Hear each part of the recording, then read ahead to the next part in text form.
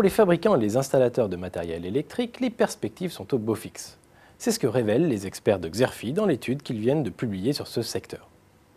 Leur chiffre d'affaires a pourtant reculé en 2014, selon nos dernières estimations, avec moins 1,5 pour les équipementiers, moins 1,7 pour les négociants et moins 0,5% pour les installateurs.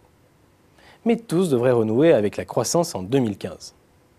On assiste en effet aujourd'hui à de grandes mutations dans la filière qui offrent des opportunités aux acteurs.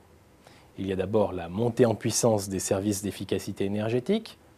Citons ensuite la généralisation à venir des smart grids, ces réseaux intelligents qui permettent d'optimiser la production, la distribution et la consommation d'électricité.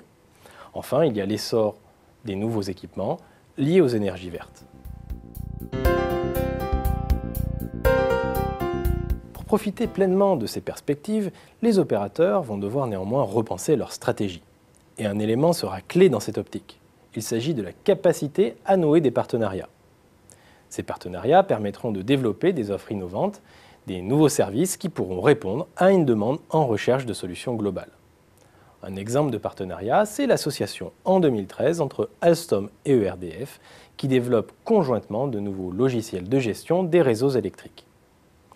Il faut dire que les projets en matière d'efficacité énergétique exigent la mise en œuvre des technologies complexes. C'est pourquoi ils impliquent des acteurs de différents secteurs. Les fabricants de matériel, les entreprises du bâtiment, les opérateurs télécoms ou encore les fournisseurs d'énergie. Autrement dit, plus que de partenariats, on pourrait parler de mise en place de véritables écosystèmes d'affaires. Cette mise en place d'écosystèmes d'affaires fait partie des axes de développement suivis par les équipementiers et installateurs électriques. Des axes de développement qui font l'objet du décryptage des experts de Xerfi dans l'étude.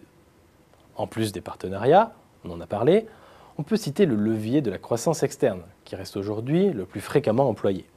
Les rachats de sociétés ont notamment permis aux acteurs d'étoffer rapidement leur offre de services IT.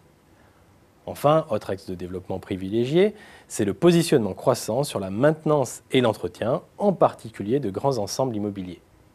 Dans ce cas, l'objectif est de générer des revenus récurrents.